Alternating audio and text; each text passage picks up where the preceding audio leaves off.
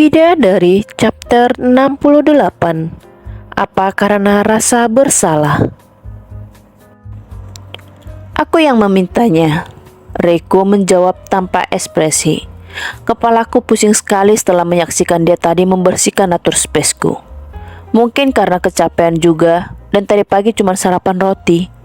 Tambah angin di proyek terlalu kencang, jawab di bibir Reiko. Meski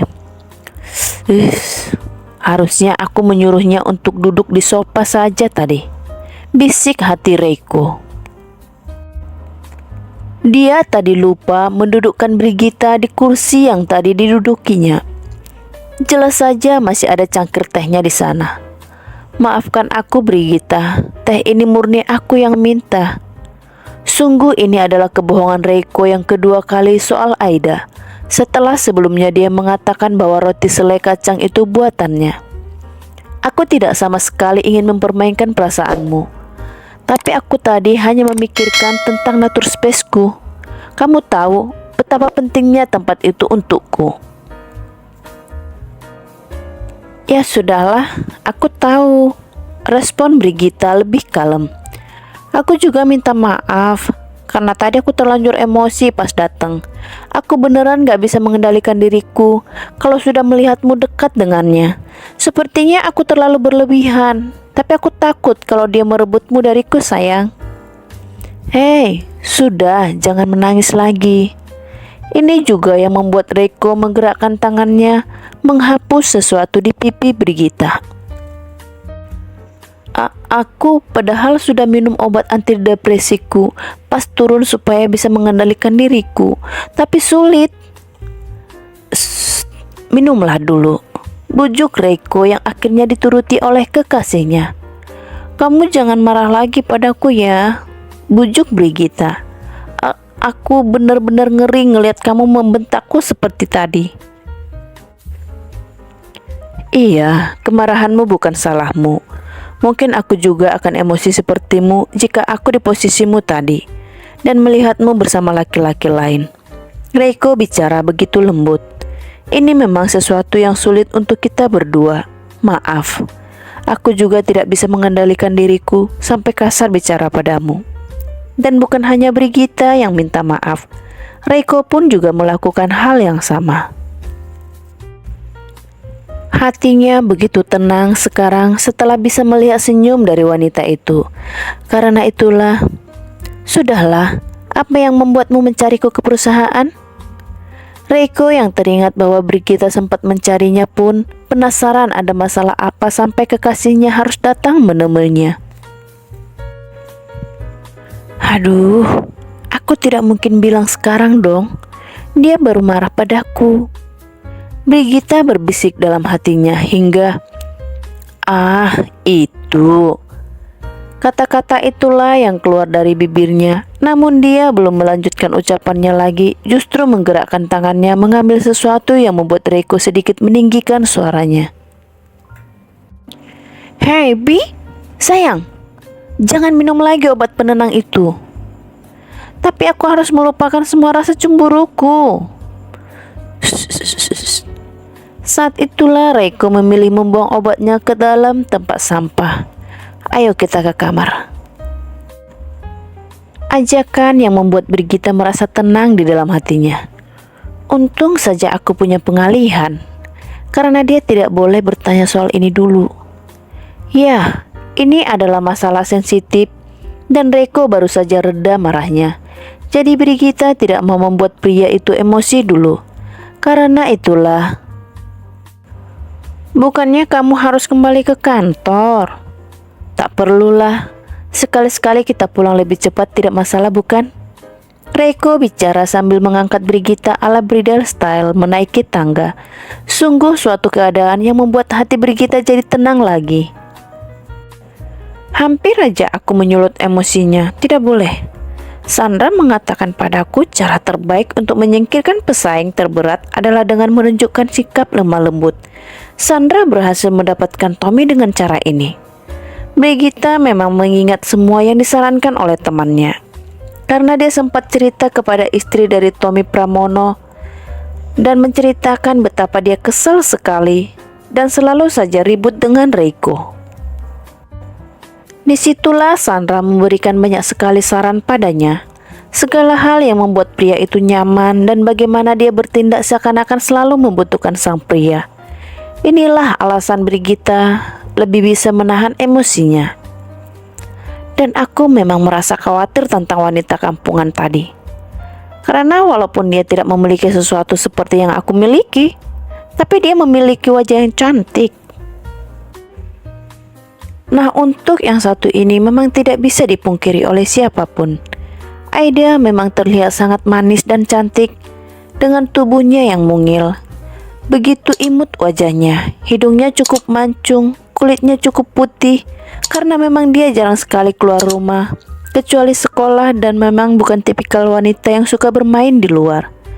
Putih, bersih, dan terawat, memang alami putih, bukan suntik atau pakai pemutih.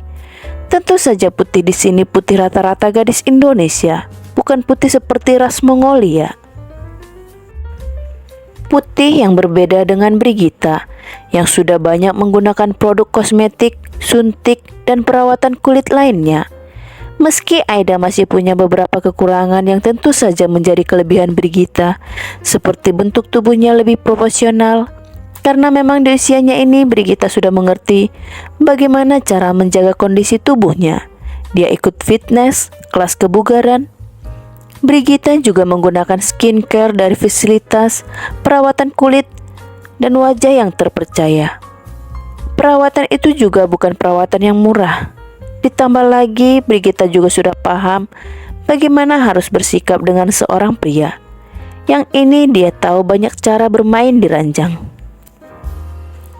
Tapi tetap saja, aku tidak suka Reiko berdekatan dengannya. Tidak suka ya tidak suka. Dia hama betina yang harus disingkirkan, pengganggu kekasih orang. Insting Brigitta mengatakan bahwa memang dia tidak boleh menganggap remeh seorang wanita yang ada di rumahnya itu. Selalu saja nyaman jika digendong olehmu begini, sayang. Makanya kini Brigitta bermanja-manja menyandarkan tubuhnya pada Reiko, sengaja mendekat pada jasnya dan mencoba menghangatkan tubuhnya dengan kehangatan pria itu. Kalau begitu, nikmatilah. Dan siapa laki-laki yang tidak suka jika dipuji seperti ini oleh pasangannya? Istirahatlah dulu ya, Bi. Reiko bicara saat mereka masuk ke kamarnya. Kamu mau makan sesuatu, sayang? Tapi tawaran itu pun dijawab Brigitta dengan gelengan kepalanya pelan. Aku gak mau apa-apa, sayang. Aku cuma pingin dekat kamu aja. Brigitta masih bermanja-manja sambil memegang tangan Reiko, seakan tidak mau melepaskan pria itu meninggalkan ranjang. Hei, jangan mendekat padaku dulu. Hanya saja Reiko memprotesnya. Jasku kotor. Tadi kan aku habis ke proyek. Biar aku buka dulu ya. Tadi di kantorku, kamu memelukku masih pakai jaket itu juga, tidak apa-apa. Sindir Brigitta karena dalam ruangan Brigitta tadi Reiko memeluknya, bukan? Ya itu lain, tapi kan ini di dalam kamarku dan di tempat tidur.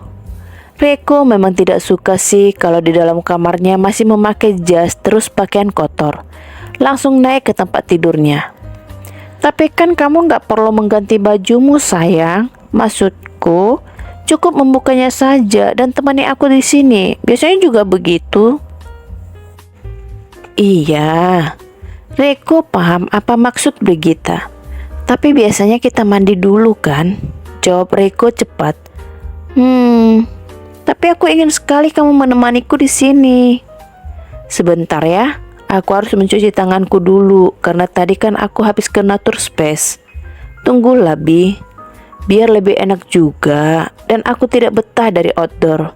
Kau tahu kan bagaimana di proyek kotor debu, makin.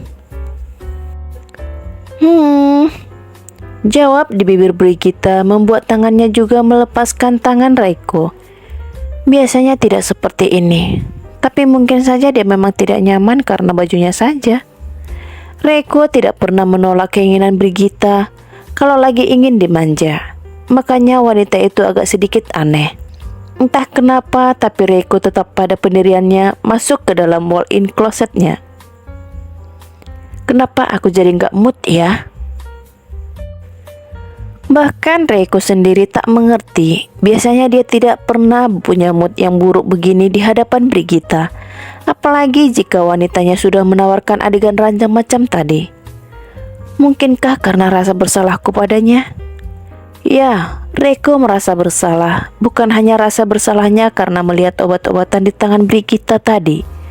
Karena aku berbohong padanya. Sebenarnya, aku juga tidak mau berbohong, tapi kalau aku jujur, apa nggak nambah masalah? Ini juga membuat dirinya tak nyaman. Tapi dia masih tetap manis sih. Masih tetap memanjakan wanita di sampingnya, memainkan rambutnya karena memang Reiko sangat suka sekali memainkan rambut panjang wanita. Menggulung-gulung di jari tangannya, lalu kemudian menariknya lagi melepaskan gulungan itu. Dan dia juga membiarkan Brigitta berada dalam dekapannya, merasa hangat dengan panas tubuh mereka yang bersatu. Apalagi saat ini Brigitta juga sudah membuka blazernya. Dia hanya menggunakan kemejanya saja saat merasakan dekapan hangat itu. Begitu melenakan, untuk sesaat rasanya nyaman sekali untuk tidur di samping pria yang sudah cukup lama menjadi kekasihnya. Namun, ada sesuatu yang membuat Brigitta tak nyaman sekarang. Kamu tidak bicara apapun? Apa kamu masih marah padaku?